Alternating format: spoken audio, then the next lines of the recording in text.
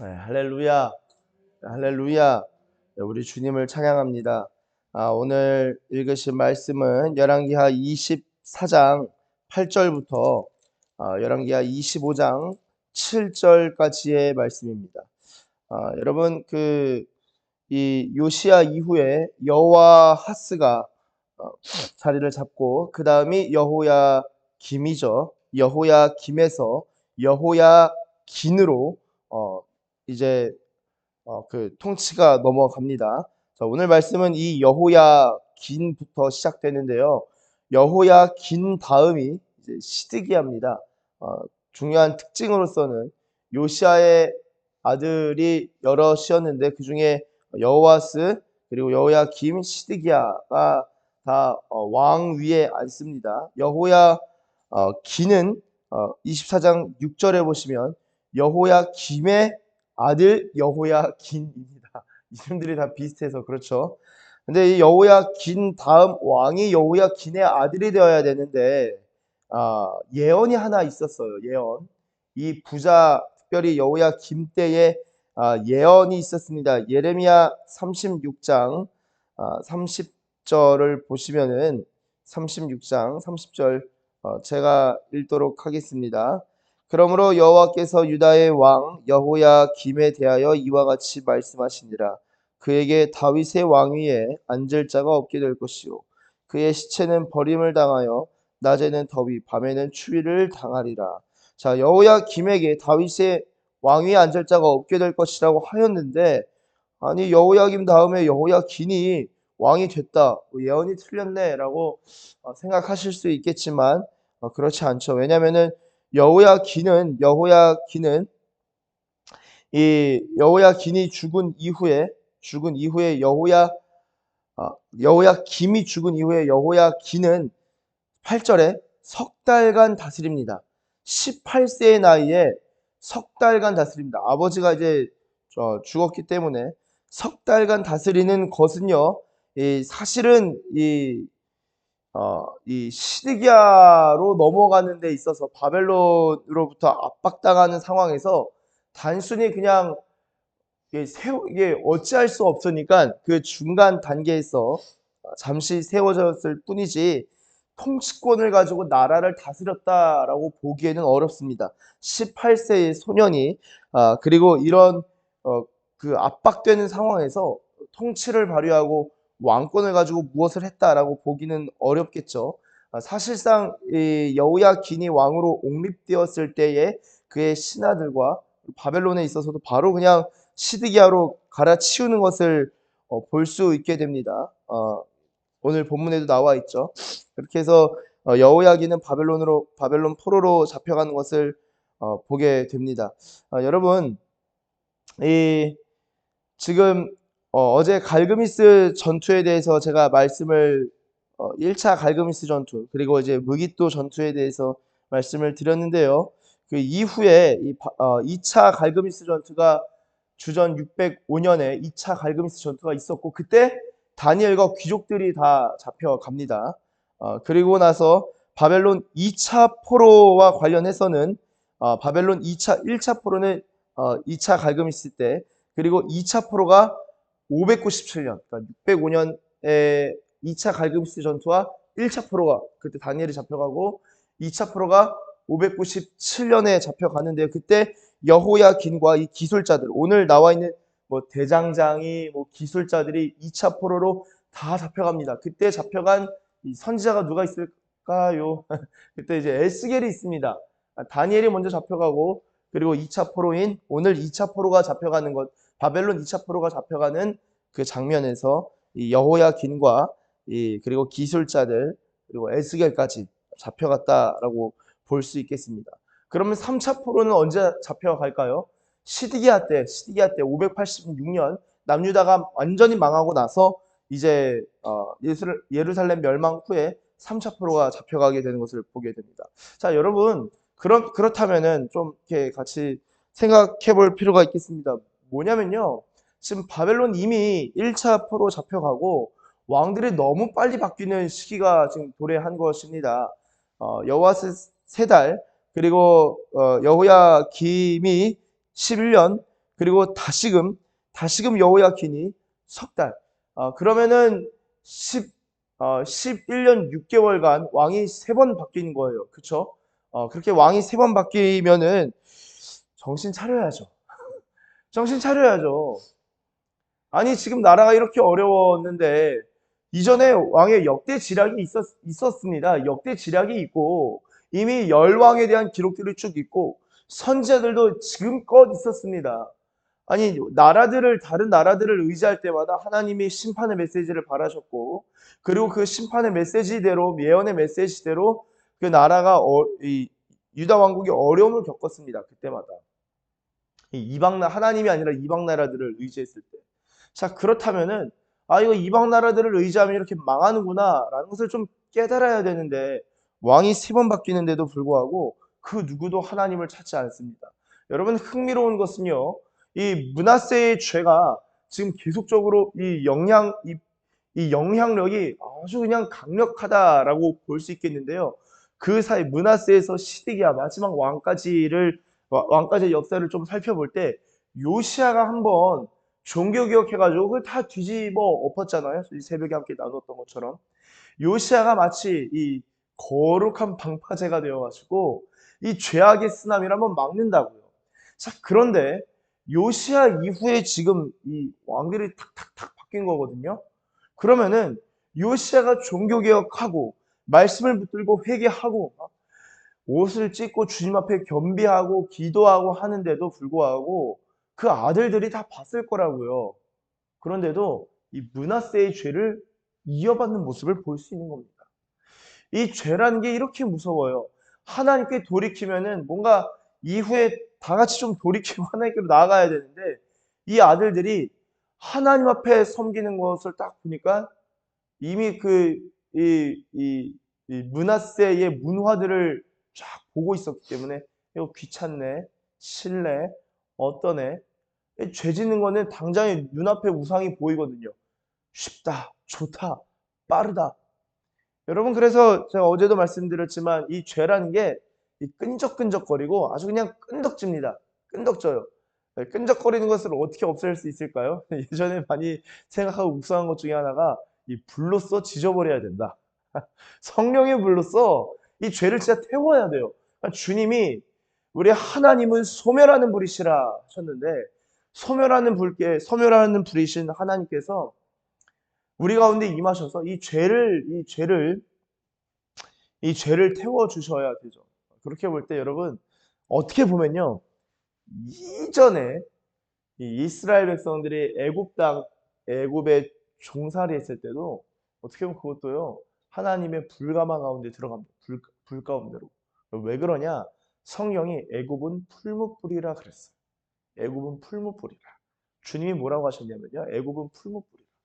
그래서 이스라엘 백성들이 가나안 땅에 기근이 들어서 애굽에 들어간 것 같지만 물론 그 당시 그 야곱과 그의 아들들 당시에는 기근이니까 요셉이 있다고 해서 들어갔지만 하나님의 개념에 있어서는 이제는 그 족속을 그 부족을 이 민족으로 번성시키는 동시에 그 민족적으로 정말 그 어려움을 불을 경험하게 하시고 이후에도 출애굽한 다음에 뭐가 있죠?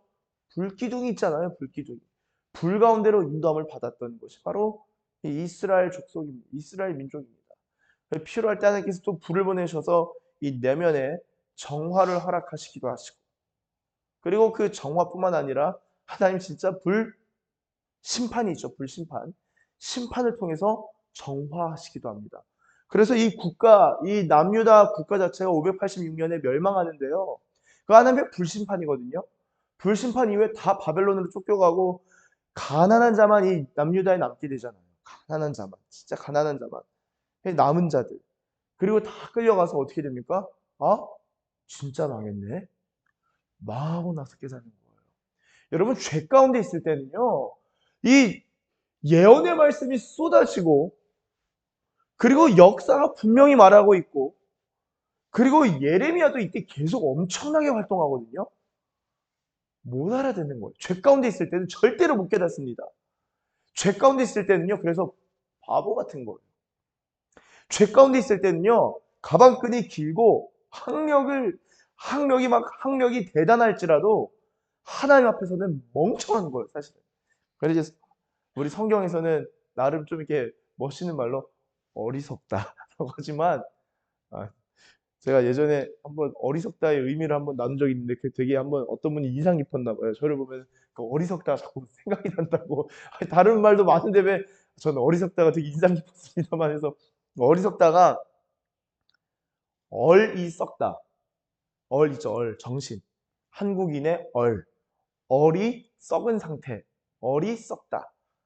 그것을 이제 어리석다. 한글에서 그런 어리석다의 그 어원의 그 의미가 이 정신이 썩은 것을 이제 어리석다라고 표현한다고 하더라고요.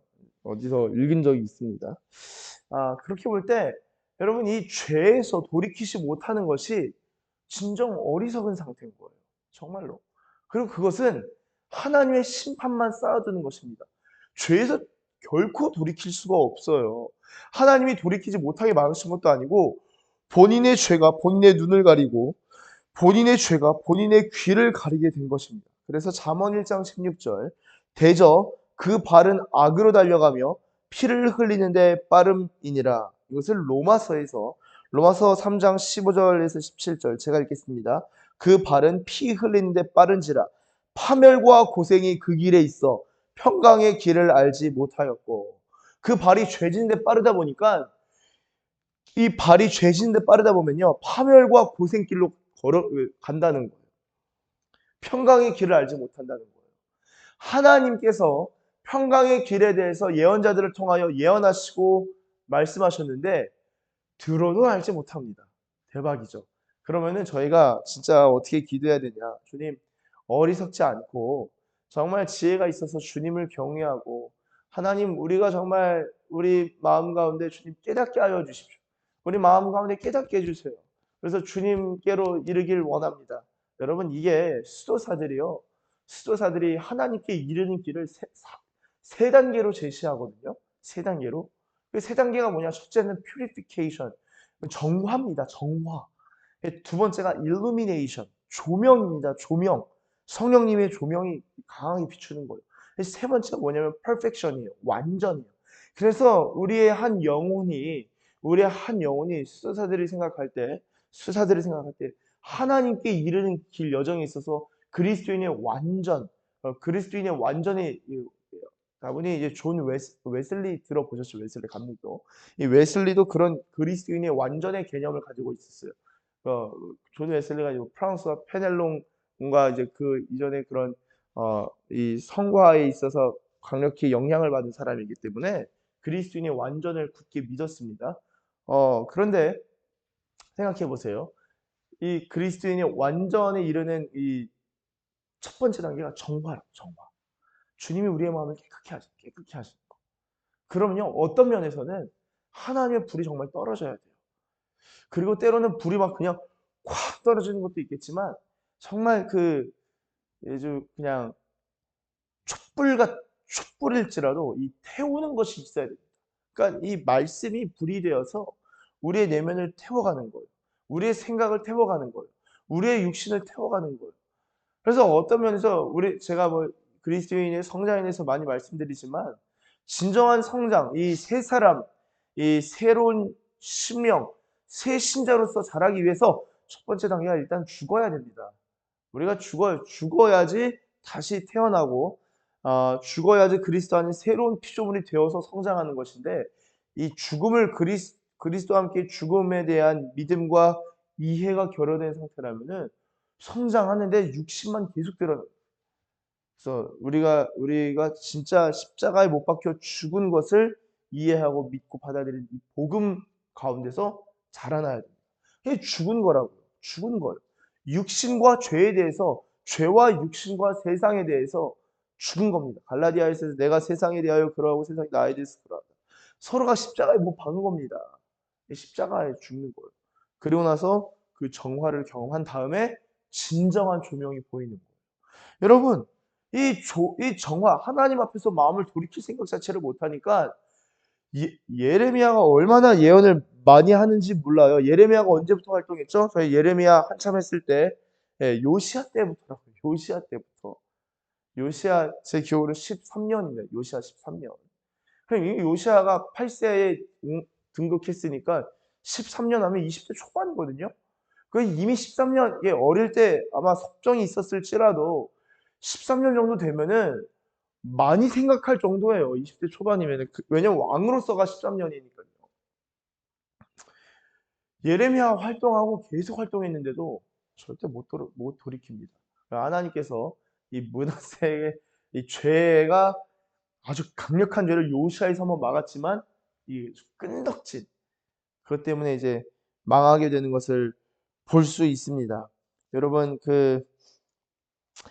이 오늘 말씀 좀 보시면은 아, 이 여호야긴 석 달간 다스린 다음에 그리고 악을 석 달간 있으면서도 평가가 9절 악을 행하죠. 악을 행하고 10절 바벨론의 왕 느부갓네살 신복들이 예루살렘에 와서 그 성을 애워싸고요. 13절 12절 지도자들과 내시들과 함께 바벨론 왕에게 나아가며 왕이 잡습니다. 때는 바벨론의 왕 8째 해. 13절에는 여호와의 성전의 모든 것들을 다 집어내고 파괴하였으니 여호와의 말씀과 같이 됩니다. 하나님이 버리신다고 하셨잖아요. 하나님 버리신 거예요. 그리고 15절 여호야긴을 바벨론으로 사로잡아 갑니다. 이때가 2차 포로죠. 2차 포로 597년. 그리고 17절 여호야긴의 숙부 마따니아를 대신하여 왕으로 삼습니다. 그 이름을 고쳐 시드기야라고 하는데요. 자, 시드기야는 누구의 아들이라고요? 요시야 아들, 요시야 아들. 그렇죠? 그러니까 말씀대로 된 겁니다. 여호야긴 다윗의 왕이 앉을 자가 왕이 앉을 자를 주지 않겠다라는 것이 진짜 여호야긴의 아들 없이 다시 요시야 아들로 됐다가 그 다음에 그냥 끝나버린 것이죠. 근데 이제 시드기야도 21세 왕이 돼서 11년간 다스리는데요. 결국에는 시드기야가 이 바벨론 왕을 배반합니다. 근데 왜 배반 안 했으면 되지 않았을까요? 저희 예레미야 때 기억나시나요? 바벨론 배반하지 말고 포로로 잡혀가 순순히 잡혀가라고 눈 돌리지 말라고. 여러분 뭐 대단한 거 얘기한 것도 아니에요. 예레미야가 우리 겸비하고 회개하자 이것도 아니고 이제 나중에는 예레미야도 기대가 다 낮아져서 다른 거 말고 바벨론한테 그냥 순순히 그냥 순복하시라고. 그럼 주님이 길을 열어줄 거라고. 근데 시드기야가 그것조차 못 듣는 거예요. 그래서 배반했다가 어떻게 됩니까? 바벨론이 이제 빡친 겁니다. 내가 이제 세계 정복 다 하고 있는데 이게 말도 안 되게 어떻게 그래서 열받아서 이제 그냥 포위해버리고 엄청나게 어려워진 다음에 3절 기근이 심해지고 양식이 떨어지죠. 4절 성벽 파괴되죠. 그 다음에 어떻게 됩니까? 7절 그들이 시드기야의 아들들을 그의 눈앞에서 죽여버리고요. 시드기야의 두 눈을 빼버리고요. 놋사슬로 결박해서 바벨론으로 끌고 갑니다. 여러분 이것이 하나님의 말씀을 듣지 아니한 것이 남유다 왕국의 어느덧 습관이 돼버린 거예요. 하나님의 말씀을 듣지 못하고 그것이 습관화돼서 귀가 막히고 마음이 막히고 눈이 가려졌는데 그 눈이 가려진 것을 결국에는 시드기야의 어떻게 보면요. 하나님의 말씀을 순종하지 못한 것에 이 실제 현실화된 것이 시드기야의 두 눈이 빠져버린 것입니다. 남유다의 마지막은요. 그 눈이 빠져버린 거예요. 사랑하는 우리 서산기시교회 여러분, 제가 어제 유다서를 읽었는데요. 이 교훈들을 거울로 거울로 삼아라. 거울로 삼아라. 그런 표현이 있더라고요. 우리가 이런 역사의 기록들을 하나님의 말씀을 거울로 삼아서 죄 짓는 것을 습관화하는 것이 아니라 하나님의 말씀을 듣는 것을 습관화하고 기도하는 것을 습관화하고 체질화하면서 여러분 말씀을 잘 듣다 보면요. 주변 사람들의 이야기도 잘 듣게 됩니다. 주변 사람들의 이야기를 잘 듣는 사람이 되는 것은 말씀을 잘 들을 때 그것이 또한 가능한 것입니다. 우리가 하나님의 말씀을 향하여 귀가 열려 있고 눈이 열려 있고 마음이 열려 있음으로 말미암아 하나님이 진노 중에라도 긍휼을 잊지 아니하시고 또한 진노를 내리시기 전에도 주님이 그 마음을 돌이키시고 하나님이 우리를 향하여 선한 마음을 품고 계시고 또한 복과 은혜를 베푸실 때에 우리가 그 모든 것들을 받아들일 수 있는, 예수 그리스도 안에 머물지만 예수 그리스도 안에서도 하나님에 대한 신뢰를 지속적으로 갖고 또한 그 신뢰함에 있어서 성장을 경험하시는 저와 여러분들 되시길 예수님의 이름으로 축복합니다. 기도하겠습니다. 하나님 감사합니다. 하나님, 주님, 이 세상은 변하여도 주님의 말씀은 변하지 않습니다. 주님, 이 세상은 변하여도 주님의 말씀은 또한 변하지 않을 것입니다. 하나님, 우리가 이 세상을 바라보면서 우리의 생각을 이 세상에 맞추는 것이 아니라 하나님의 말씀에 우리의 생각을 맞추고 하나님, 우리의 마음을 주님께로 두며 정말 평생의 주님을 신뢰할 뿐만 아니라 우리의 자녀 세대들 가운데에도, 다음 세대들 가운데에도 주님을 신뢰하는 것이 무엇인지를 몸소 보여줄 수 있는 하나님의 백성들 되게 하여 주시옵소서. 하나님의 말씀을 듣는 것이 우리의 습관 되길 원합니다. 기도하는 것이 우리의 체질화 되길 원합니다. 주님 앞에 홀로 서는 것이 우리의 기쁨 되길 원합니다. 성령 하나님, 우리 가운데 성령의 불을 허락하사 우리의 마음을, 우리의 생각을, 우리의 중심을 깨끗게 하시고 정케 하여 주시옵소서. 성령님, 우리의 마음을 조명하여 주셔서 우리의 생각을 조명하여 주셔서 주님의 뜻을 밝히 보여주시고 예수님 닮아가는 데 있어서 날이 갈수록 성장하고 주님을 사랑하는 데 있어서 부족함 없는 자들 되게 하여 주시옵소서. 감사합니다. 주님, 감사드리며 예수님의 이름으로 기도드립니다. 아멘.